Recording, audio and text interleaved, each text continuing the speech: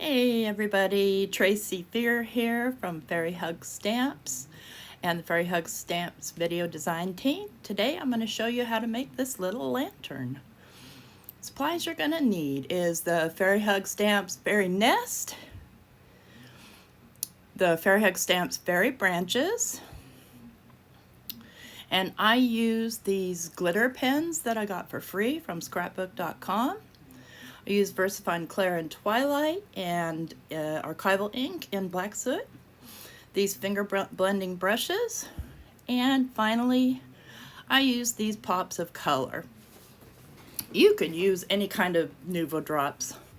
This is a background that I pre-made and I have a video on the background. And what I'm going to do is get out my stamps and decide where to position them.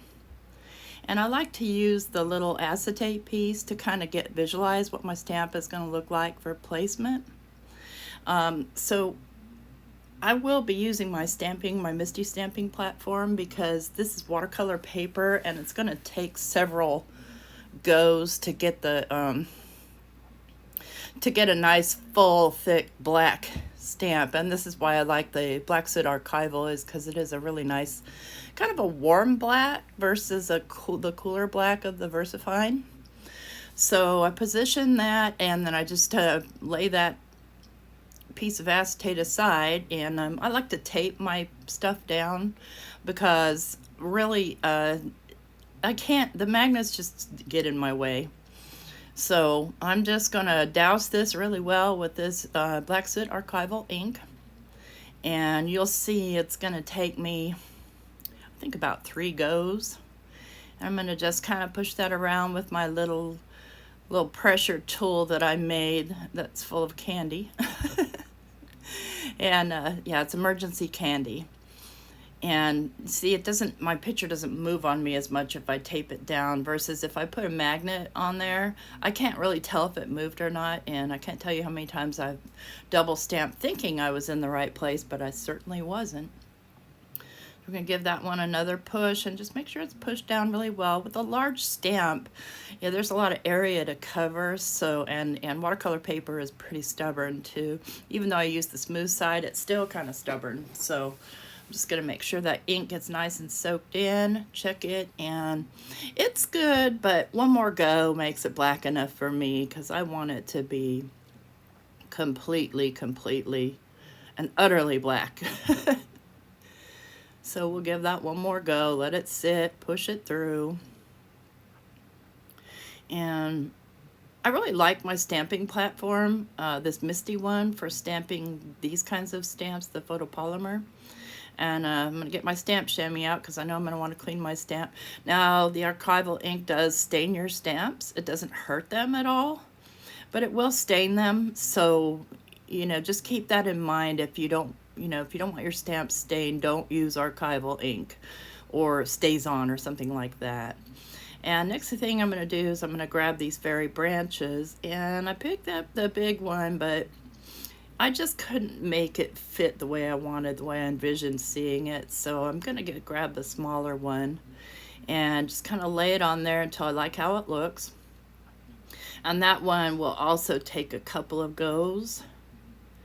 So this is my first video for Fairy Hugs, and I'm excited to be on the team.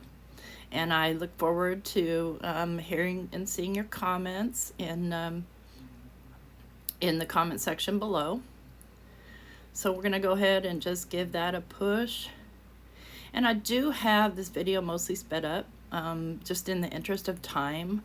There's a lot to it, so, just hang with me. We'll be good. We'll be good. See, I'm not happy. I need my one little branch is too light. And even though I'm going to color these branches, some of the black's going to show through. And I want that, so I want to make sure it's nice and dark.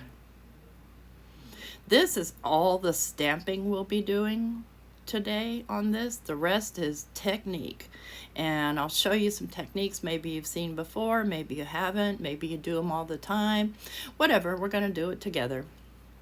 So I'm going to go ahead and clean my stamp off and get it out of the way, and take my picture out of my stamping platform, and what we're going to do is we want to make sure that it is nice and dry. And because that, I don't want my ink smudging anywhere, and if I can smudge something, I sure will. And if you're wondering what's in the background there, that is actually a pastry mat, and it's silicone, and it's my favorite thing to work on. It's super easy to clean, and it grips really nicely. And what I'm doing here is I'm just kind of straightening out the paper because it did curl on me a bit while I was drying it.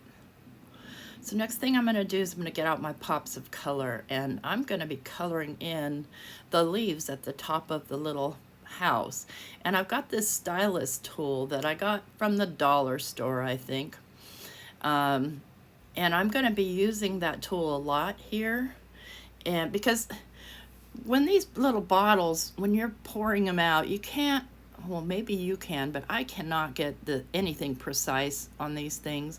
I can barely even get a round dot, but you'll see how I use the tool to kind of shape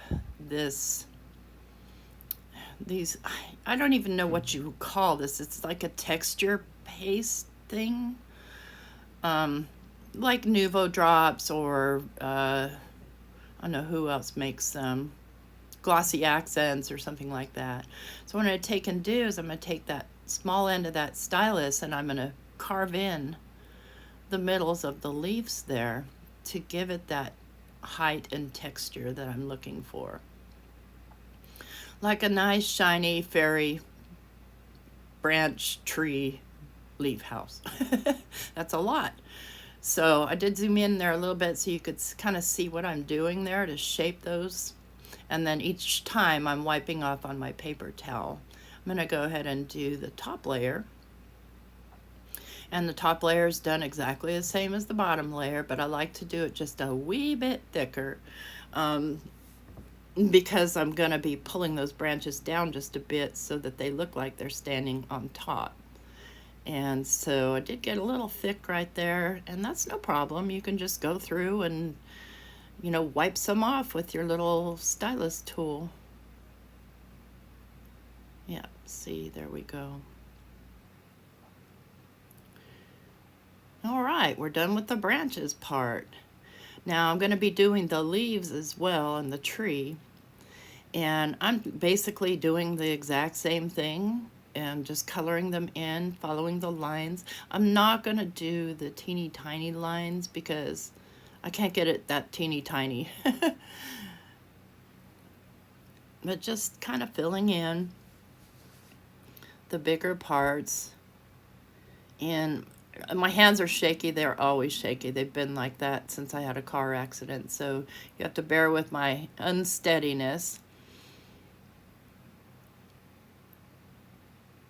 This is such a pretty stamp. I love this stamp. It's so versatile. It's a great filler. And a lot of these stamps, I think they're just perfect all on their own without any kind of anything, just alone. You could do that just as a black silhouette on a white card, put a little sentiment. You've got a beautiful card good to go. So now I'm going to take my little stylus tool again, being very careful not to smudge my house rooftop, and go ahead and sculpt out these leaves. And it's, doesn't take a lot of skill to do this, just patience. So I have to say, if you watch my videos, I am a patient person, and you really, some of the things I do, you need to be patient. So now we're going to do some coloring on the house, and I'm going to choose this kind of yellow gold color. And what I do is I pour some out onto my little mat there, and again, it's silicone, so it cleans off really easily. And I'm going to use the tiny tip of that little stylus tool to fill in these dots. And it really works out well. You can get really small. You just have to kind of be careful. And when I'm doing the tinier ones, I can make it spread a little more so I don't have to keep dipping as much. But I really like the idea of doing this, and the tool for $1 you just can't beat. And what do we call this? It's not a stylus. It's, you know, something you use to make, it's a scoring tool. Yeah, that's what it is, a scoring tool. I'm going to go ahead and just fill in the little dots here along the bottom as well with this gold kind of color. The idea is to make it seem like it's lit, you know, lit up from the inside kind of. And I'll go ahead and do the little baubles on the top gold as well.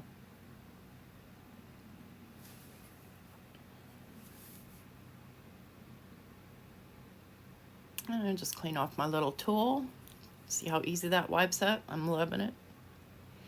Now I need to do the little flowers, and I think I'm going to do those in a purple. And the same thing, I'm just going to use that little tool to dot that on. You could use a toothpick, or, you know, even the end of a pen that doesn't work anymore, so make sure it doesn't work anymore.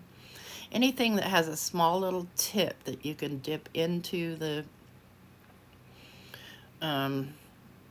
paste.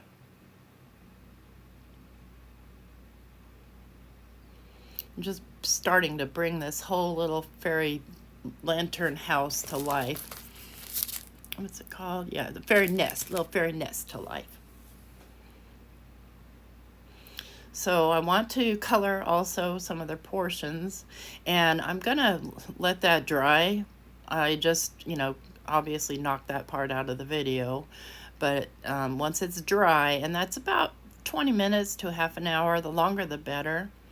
But I want to get some color, and first I start to do it in purple, and it seems like the purple is too dark, can't really see it, so I'm going to switch over to a kind of a turquoisey blue. And if you're quick, you can wipe these glitter pens off. They're pretty small. Their tips are about 0.5, maybe a little bit smaller, but I like that the glitter ink doesn't come out as fast as like on my Jelly Roll pens. It comes out thick. So anyway, I color in all the little flowers, and pretty simple. And then now what I'm going to do is all the white parts of the little fairy house, I'm going to line them in this gold glittery pen. And it just, again, makes it look like that's light coming from inside the wood slats. And I just basically follow the lines that are already there for you on the stamp. And again, you could use anything you want. You could use colored pencils, you could leave it. I just love these glitter pens, and since I got them for free, I shop a lot at scrapbook.com. I guess that's why, but every once in a while they have a free gift, and I will buy a single thing just to get that free gift. Call me greedy, but hey, it's, you know, I like the idea that I can try a product, and you know, maybe I might purchase it at a later date if I like the product. So I think that's a smart move for any company to kind of offer up things for people to try. So now that I've got all my gold on, and I want to make sure that my little leaves are dry, because I'm going to be putting some gold within the centers of the leaves as well. And you can't end up not really being able to see it that well unless you're looking close up. And two, I don't know, but camera doesn't really pick up glitter very well. It kind of just looks like slop when you take a still photo of it, but looking at it with your eyes, it looks good. And what I'm going to do is this little rope, I'm just going to line the rope with some gold. And then, yeah, I want to do the leaves with the gold as well. And I am doing a voiceover recording because it's really, really hot here. And I know how annoying it sounds to have an air conditioner blowing. So it's about 5 in the morning right now. So it's not so hot. I can have my air off and my door shut and be able to do this voiceover without a bunch of background noise. So most of my videos you will see me do, at least this summer, with a voiceover, just simply because I live in Alabama and it's really hot here. So what I'm doing is I am outlining the little raised areas I did, again with this gold pen, just to kind of bring them brighten them up a bit. And what I'll be showing you next is how to create some shadows, making something appear as if it's three-dimensional. Just to kind of, go along with the 3D types of leaves and painting that I've done here. So I'm going to be using the VersaFine Clair, and I end up using the Twilight. And I'm going to be using a little makeup brush. And I got these brushes on Amazon. It was a set of 10 for like $5, but they are awesome for tiny work, and they clean off really easily. And so what I do is I take a little on the brush, and then I just kind of push lightly into my black edge there. And what it does is it does create that kind of a shadow effect. And I'm just going to go around the whole little house, and it'll make it look kind of like you had cut it out and then glued it back on, but you didn't. You just shaded it. And you want to, be careful with your colors. If you're first starting out and you're nervous about it, find a really light gray. It's super forgiving, and the VersaFine Fog or Morning Mist, Morning Mist gray, works out really well, makes a very nice light shadow, until you build the confidence to go in bold with a dark color. I do, again, a lot of this type of shading on when I'm trying to highlight or put the focus on a particular portion of my card. And this, by the way, is 4 1/4 or 4 inches by 5 1/4. It's going to go on a 5 1/2 by 4 1/4 card base with a little bit of a border. So just get that background on there, and I'm going to just do a little bit here and there on the leafy tree area, just to kind of, again, bring that out some. And just wipe off my little silicone mat, and now I'm going to go in with a silver pen and just kind of do a little bit more lining around that little wheel. I'm not going to do the inside of the wheel because I know I'll mess it up. And then I'm going to just do the top ring of the fairy, I can't say the name, the fairy nest from which it's hanging. And then I go around the whole outside again with the gold pen, just to kind of, again, bring it back out up against that dark, twilight colored shadow that I did.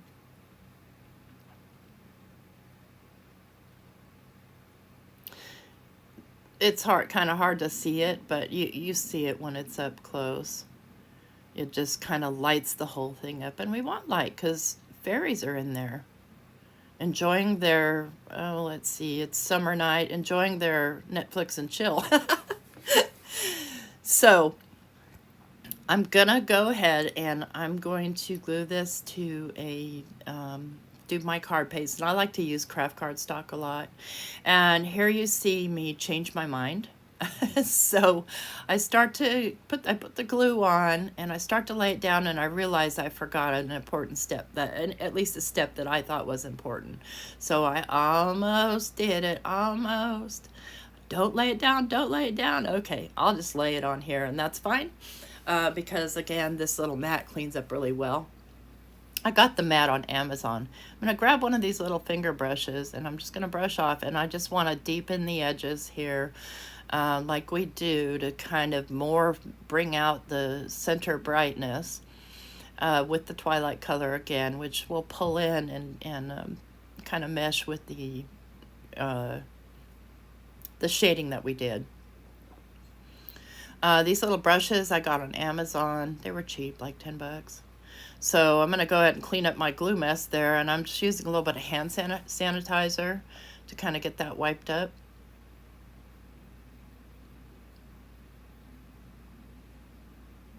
Yeah, I know. I'm so glad I found these things. I got that, I think I said already, I got that on Amazon as well for about $10. Okay, now we're going to glue it to the card base. Yes, much better, much better. And I'm just going to kind of lay that on there and give it a little bit of a push. Now that we have dimension on there, laying something flat on there isn't going to be really helpful. So I'm just going to take a paper towel and I'm going to put pressure. And as I'm putting pressure, wipe off any excess glue.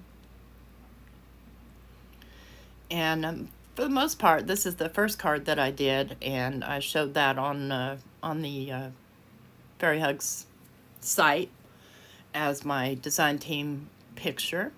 I want to add some sort of embellishment. Now, I pour these out on a piece of paper or a paper towel or something, and the reason why is because one thing about that silicone mat is very hard to pick things up from. You can pick them up individually, but trying to get a handful of things, your fingers kind of get stuck. So I'm just going to pick through here and pick this key here to add kind of a, one more element to the card. And what I'm going to need is I'm going to need a little bit of twine. It can't just be hanging in midair. And so I'm going to take this piece of twine, and that's another dollar store find, and I'm going to go ahead and put both edges through, and I'm going to make a half hitch knot, which if anybody macrames, you know what that is. Otherwise, I don't know any other name of that knot. I'm just going to trim that off, and I'll just go ahead and glue that down to the top of that branch. So if any other critters want to come in, there's the key. And the glue I'm using, I use reptile adhesive. It works really well, it dries clear, and it's just habit. I've been using it for years, and it's tried and true. It's never failed me, so I continue to use it. So there you have it. If you like this video, please give us a thumbs up and hit that subscribe button.